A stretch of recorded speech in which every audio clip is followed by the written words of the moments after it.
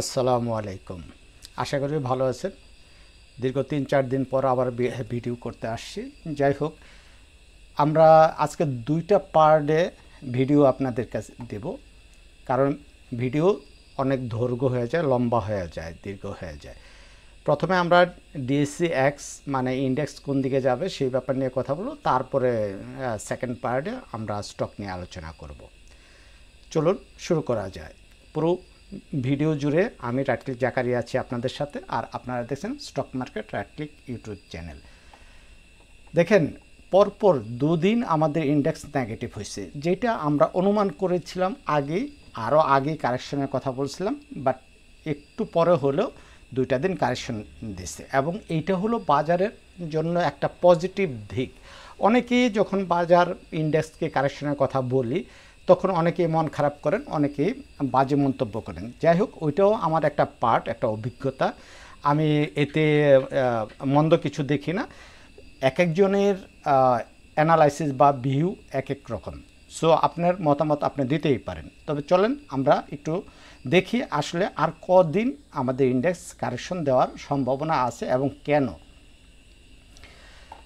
আজকে কী করল দেখেন, আমরা যদি ট্রেড দেখি, আমরা ভলিউম দেখি, আমরা ভ্যালু দেখি, তিনটেই মনে করেন কমছে। পাশাপাশি কি কমছে, আমাদের অ্যাডভান্সও কমছে। এই চারটে আমাদের কমছে। বাড়ছে কোনটা, আমাদের ডিক্লাইন্টের অবস্থা বাড়ছে।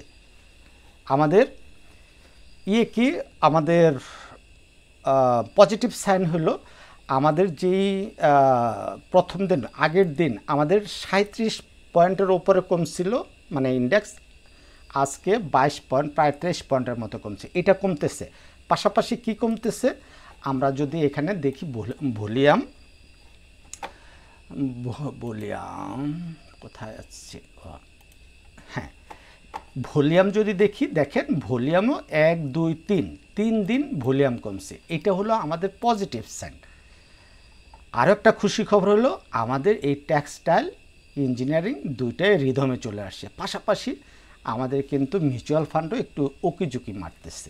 সো আমরা খুশির মধ্যে আছি এবং আমরা প্রচুর প্রফিট করব, এই অঙ্গীকার আমাদের ছিল। যদিও স্টক মার্কেটে বিনিয়োগ ঝুঁকিপূর্ণ, তাই জেনে বুঝে নিজের ইচ্ছায় বিনিয়োগ করুন। আমার এই আলোচনা কখনোই আপনার বাই সেল নির্দেশনা করে না। এটা হলো সতর্কীকরণ, আপনাদের সতর্ক করা হলো। আসেন আমরা মূল চার্টে যাই।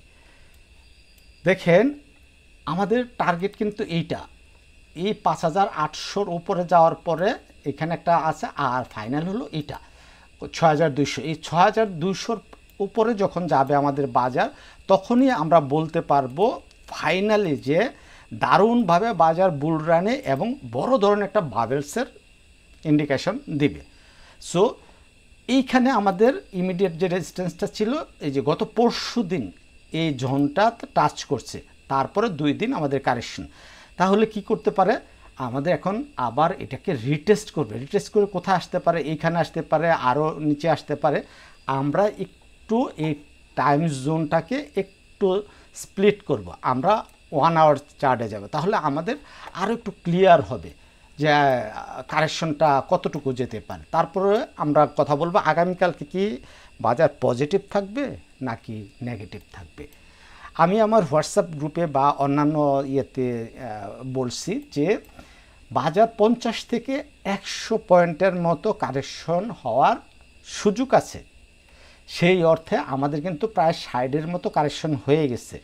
তাহলে কি, তাহলে আরও 40 পয়েন্ট থাকে। আর যদি 40 পয়েন্ট আসে তাহলে কতটুকু আসবে, এই 290, তাই না, এই 290।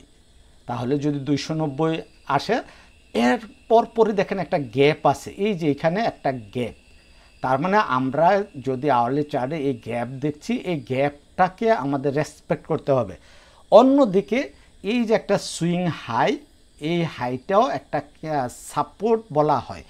পাশাপাশি যদি আমরা পিছন দিকে আসি, দেখেন এইটাও আমাদের একটা সুইং, এই যে এইখানে একটা সুইং। তাহলে আমরা ধরতে পারি বাজার কি করতে পারে, এইটুকু যদি আমরা এইভাবে ধরি, হ্যাঁ, এইটুক পর্যন্ত, এই 75 বা 80, এই পর্যন্ত বাজার এখনও নামার সম্ভাবনা আছে। তবে আপনাদের আরও কিছু তথ্য আমি দিতে চাই। সেই তথ্যটা আমরা জানি আমেরিকার সাথে একটা শুল্ক চুক্তির ব্যাপারের মানে কথা চলতেছে, মিটিং। এটা আজকে হওয়ার কথা নাকি আগামীকালকে হওয়ার কথা আমার সঠিক মনে নাই। তবে সেই মানে শুল্কের ব্যাপারটা যদি মাথায় রাখি, আমাদের যদি একটা পজিটিভ নিউজ চলে আসে তাহলে কিন্তু বাজার আর কারেকশন হবে না। তার মানে আগামীকালকে যদি এই নিউজটা চলে আসে তাহলে দেখা গেল আগামীকালকে একটা পজিটিভ হাইপ আমরা পাবো। তার মানে আর নিচে আসার সুযোগ কমে যাবে। আর যদি না আসে তাহলে এই মাসের বাকি যে 3 দিন ধরতে পারি, এই 3 দিনই আরও একটু একটু করে কারেকশন হলেও হতে পারে। তবে পরপর 2টা দিন যেহেতু নেগেটিভ ক্যান্ডেল দিচ্ছে, আগামীকালকে আমি আশা করি যে একটা পজিটিভ ক্যান্ডেল আমরা পেতে পারি, সেটা হোক ছোট, তাহলে এই আশাটা আমরা করতে পারি। অন্যদিকে কি হলো, আমাদের যে টেক্সটাইল সেক্টর, ইঞ্জিনিয়ারিং সেক্টর, এই 2টা সেক্টর নিয়েই আমি পরবর্তী ভিডিওতে কথা বলবো।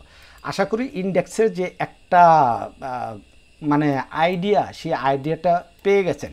আর ইন্ডেক্স কারেকশন হলো অন্যদিকে আরেক কিছু আপনাদের নিউজ আছে।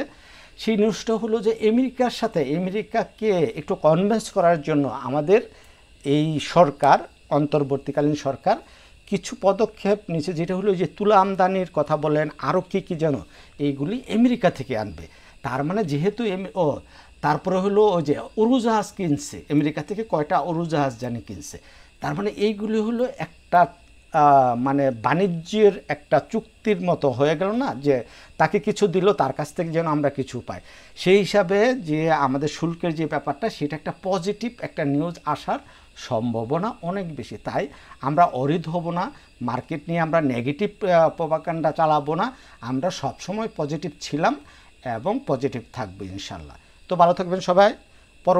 আজকের পরবর্তী পর্বটা দেখার অনুরোধ রইল। আল্লাহ হাফেজ, আসসালামু আলাইকুম।